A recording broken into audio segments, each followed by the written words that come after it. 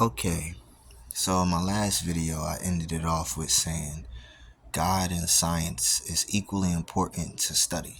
You need to understand what God is, not just on a moral basis, but on the power basis.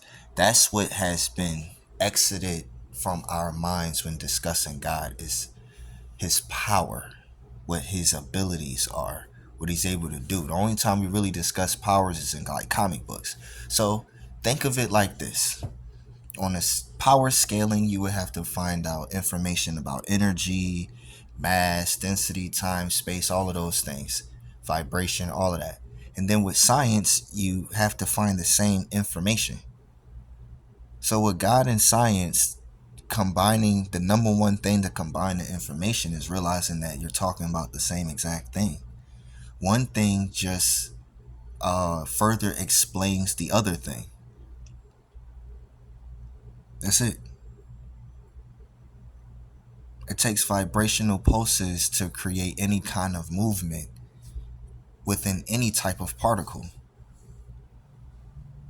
So it will also take a government instructions within these particles in order for them to know what to do. That's on any type of particles, any type of energy, any type of matter. They all have instructions on the smallest quantum units of them. They all have an instruction. Scientists have proven that.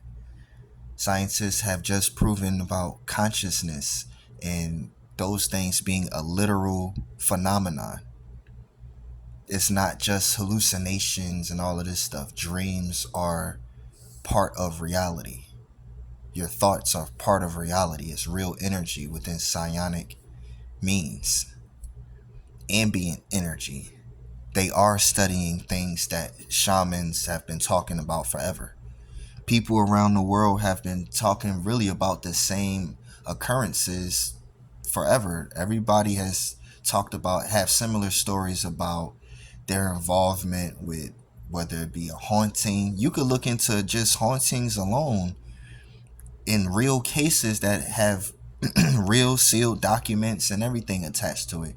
So to keep questioning, is any of these things real or any of this stuff is reality, is ridiculous. There's millions and millions of cases of real things. You don't need to look at the fake things. The fake things are the fake things. The real things are the real things.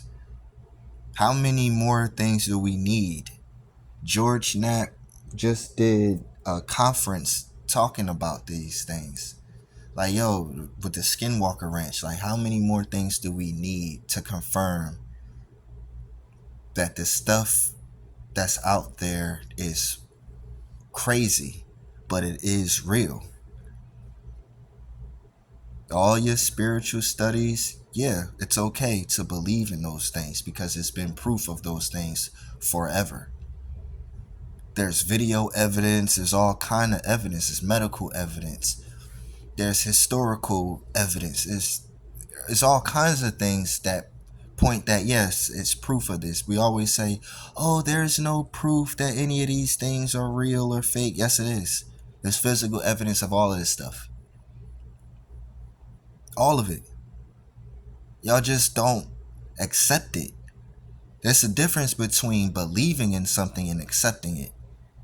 It's in reality. It's how many millions and millions and millions of more people need to have the same types of occurrences for y'all to say, oh, okay, you telling me it is millions of stories of people having haunted houses. You even been inside of situations where a haunting has happened. That should point to you right there that at least that exists. That's not in your mind, dude. It's not. You put your keys on the bed and that's it and sat down. You shouldn't get up, go to the bathroom, and then your keys are gone off the bed. That shouldn't happen. That's not, oh, you just made a mistake. We're not talking about the times you made a mistake. We're talking about the times where it was simple and it still happened. There is some things in reality that isn't seen, it's unseen. It still happens. You breathe air right now. You don't question it too much. So it's ridiculous that we really only question the things that we are afraid of, because we're afraid of it so much that we question it. But the more you learn about any of these things, science, God, the science stuff, spiritual stuff, it don't matter what you learn. You still have to learn it in order to, if anything should happen, if you should come across anything, an alien, a demon, an angel, or anything, you should, a Bigfoot, a vampire, a portal to another world, a portal through time, a time machine. If you should run across any of these things, you should know how to handle it. Yes, it'll be, oh God, fascinating. And some things you should stay away from. Is the reason why they stopped selling real Ouija boards in stores publicly. You have to go to certain types of places to find a real Ouija board. They didn't just stop selling it because, oh, it just went down on sales. No,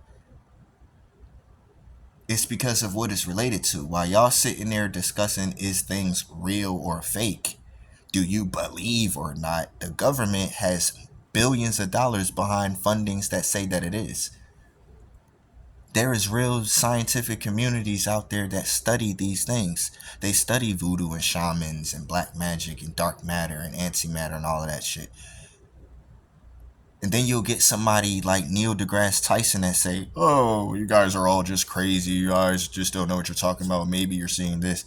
This dude has never did an experiment that you can watch ever in your life. He never used any instruments. There's mad other scientists out there that are real scientists that do real experiments. And people like Neil deGrasse Tyson are just be up there just talking. He's a overglorified blogger. And people, since he has a big audience and they like to hide away from their fears, they'll just follow what he says because he comforts the minds of the ignorant. He's like, okay, if science daddy says yes, then it gotta be. But if he says no, then cool. He don't ever give a definite answer of anything. That's why I don't like people like him. We need definite answers. There is real information out there. If you guys want to know, just go on these places. Go on to CIA.com. Go on. There is Freedom of Information Act. You can look up documents.